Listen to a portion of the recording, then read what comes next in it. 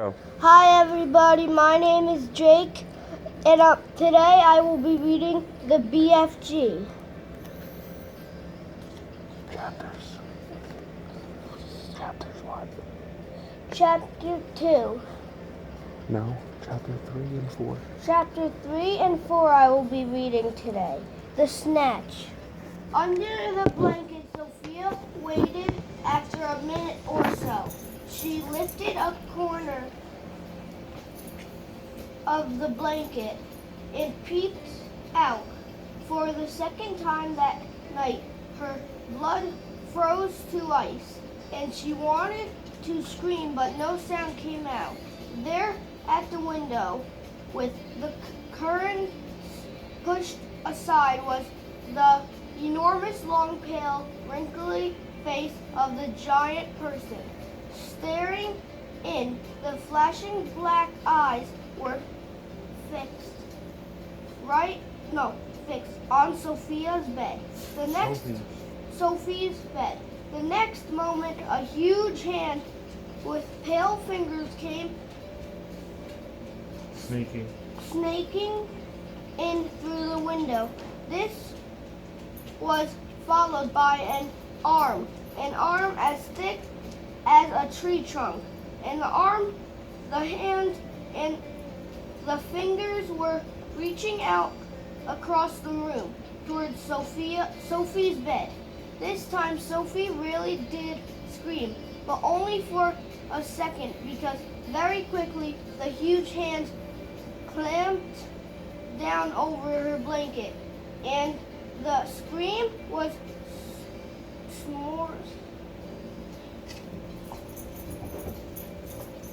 Sound it out. smothered by the smothered by the bedclothes. Sophie, crouching underneath the blanket, felt strong fingers grasping hold of her, and then she was lifted up from her bed, blanket and all, and the whisked out of the window. If you can think of anything more terrifying than that happening to you in the middle of the night, then let's hear about it. The awful thing was that Sophie knew exactly what was going on.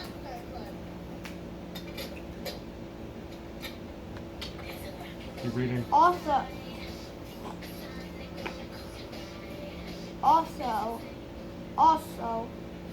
she couldn't see it happening. She knew that a monster or giant with an enormous, long, pale, wrinkly face and dangerous eyes had plucked her from her bed in the middle of the witching hour, and was now carrying her out through the windows, smothered in a blanket.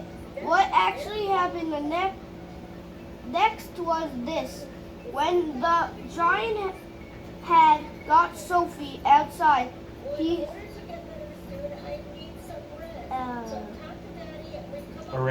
arranged the blanket so that he could grasp all the four corners of it at once, and one of his huge hands with Sophie imprisoned inside. In the other hand, he seized the suitcase and the long trumpet thing, and off he ran. Sophie, by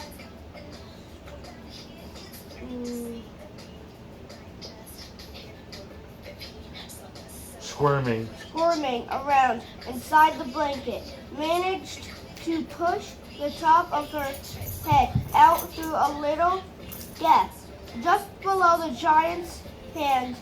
She stared around her. She saw the village houses rushing by on both sides. The giant was sprinting down the high street. Ryan, can you please turn that down? We're making a video. Thank you. Just turn it down 2 notches. Thank you, buddy. High Street. He was running so fast his black cloak was streaming out behind. Little more, Ryan, please. Ryan, can you please turn it down a little bit? A little bit? I did. Okay, a little bit more, please. Thank you.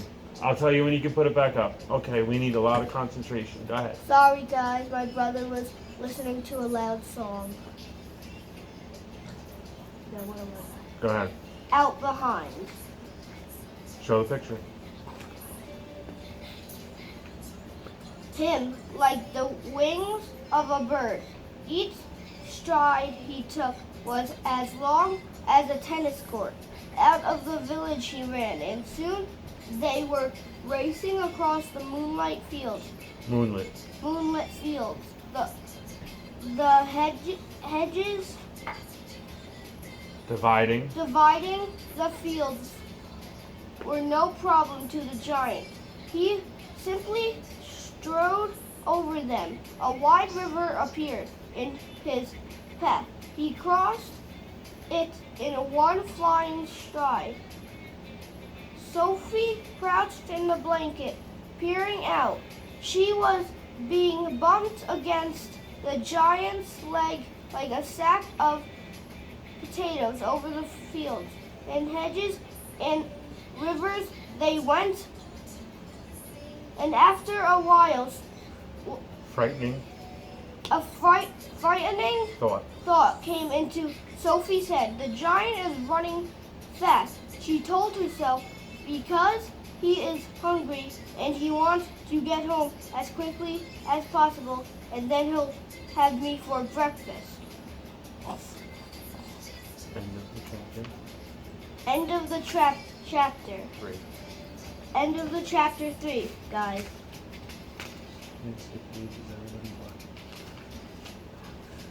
Chapter. Chapter 4. The cave. The giant ran on and on, but now a curious change took place in his way of running. He seemed suddenly to go into a higher gear. Faster and faster he went, and soon he was traveling at such a speed that the landscapes became blurred. The wind stung Sophie's cheeks. It made her eyes water. It whipped her head back and whistled in her ears. She could no longer feel the giant's feet touching the ground. She had a weird sensation. They were flying. It was impossible to tell whether they were over land or sea. This giant had some sort of magic in his leg. The wind rushing against Sophie's face became so strong that she had to duck down again into the blanket to prevent her head from being blown away. Here's the picture, guys. I'm gonna face the camera. Here's the picture, guys. Was it really possible that they were crossing oceans? It certainly felt that way to Sophie. She crouched in the blanket and listened to the howling of the wind. It went on for what seemed like hours.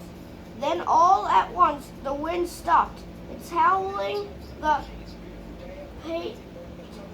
pace began to slow down. Sophie could feel the giant's feet pounding once again over the earth.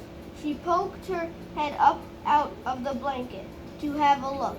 They were in a country of thick forests and rushing rivers. The giant had definitely slowed down and was now running more normally.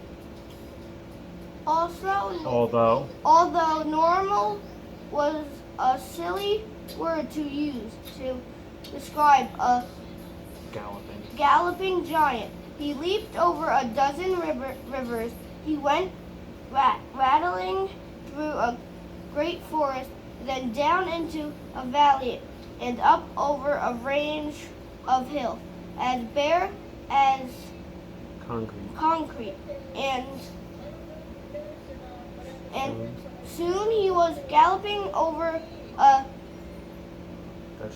desolate wasteland that was not quiet of this earth. The ground was flat and pale yellow. Great lumps of blue rock were scattered around. Okay. And dead trees stood everywhere like skeletons. The moon had long since disappeared, and now the dawn was breaking. Sophie, still peering out from the blanket, saw suddenly ahead of her a great craggy mountain. The mountain was dark blue, and all around it the sky was gushing and glistening, with light bits of pale gold were flying among delicate frosty white flakes of cloud, and over to one side the rim of the morning sun was coming up red as blood. Go, Blaze. Right beneath the mountain the giant stopped. He was puffing mightily. His great chest was heaving in and out. He paused to catch his breath. Directly in front of them, lying against the side of the mountain, Sophie could see a massive round stone. It was as big as a house. The giant reached out and rolled the stone to one side as easily as if it had been a football. And now, where the stone had been, there appeared a vast black hole. The hole was so large the giant didn't even have to duck his head. As he went in, he strode into the black hole, still carrying Sophie in one hand, the trumpet and the suitcase in the other. As soon as he was inside, he stopped and turned and rolled the great stone back into place, so that the entrance to his secret cave was completely hidden from outside. Now that the entrance had been sealed up, there was not a glint of light inside the cave. All was black. Sophie felt herself being lowered to the ground. Then the giant let go of the blanket completely. His footsteps moved away. Sophie sat there in the dark, shivering with fear. Here's the picture, guys. He is getting ready to eat me, she told herself. He will probably eat me raw, just as I am. Or perhaps he will boil me first. Or he will have me fried. He will drop me like a rasher of bacon into some gigantic frying pan, sizzling with fat. A blaze of light suddenly lit up the whole place. Sophie blinked and stared.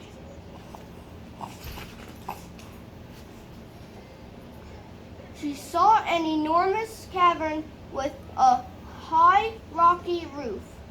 The walls on either side were lined with shelves, and on the shelves there stood row upon row of glass jars. There were jars everywhere. They were piled up in the corners. They filled every nook and cranny of the cave. In the middle of the floor, there was a table 12 feet high and a chair to match. The giant took off his black cloak and hung it against the wall. Sophie saw that under the cloak he was wearing a sort of collarless shirt and a dirty old leather waistcoat that didn't seem to have any buttons. His trousers were faded green and were far too short in the legs.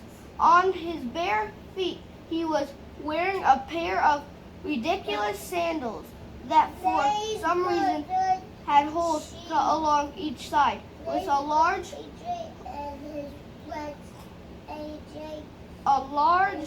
hole at the end where his toes stuck out.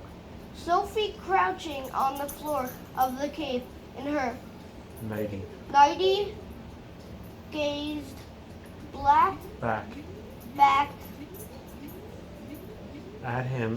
back at him through thick steel-rimmed glasses.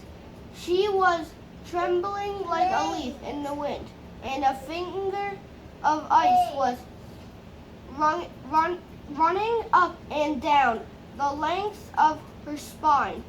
"Ha!" shouted the giant, walking forward and rubbing his hands together. "What has us got here?" His booming voice rolled around the walls of the cave like a burst of thunder. That's the end of chapter 4. Okay, guys, this is the end of chapter 4. And that's it for today. And that's it for today. See you tomorrow. See you tomorrow. Look at the camera and say bye. Say bye. Bye. Bow, bow, bow, bow. Ew. Ew. Dog,